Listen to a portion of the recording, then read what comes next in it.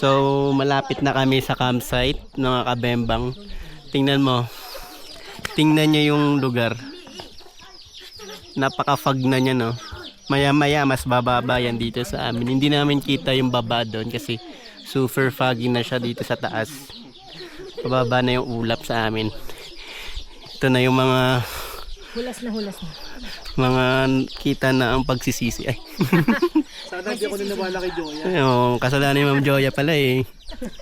Ito may kasalanan. Sabi niya kasi, Daddy gusto kong makarating doon sa Amayaw. Yan. Kaya ako naman si Uto-Uto. Sige, punta tayo doon. Yan. Ito, Eh, kasi pinakita mo sa akin eh. Oh. kasalanan ko. Kung di mo pinakita sa akin, di ako magkakaroon. No, kayo. Kumusta? Nagsisisi na ba kayo?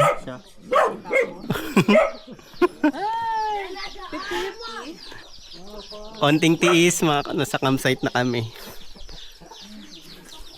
Diretso tayo sa summit.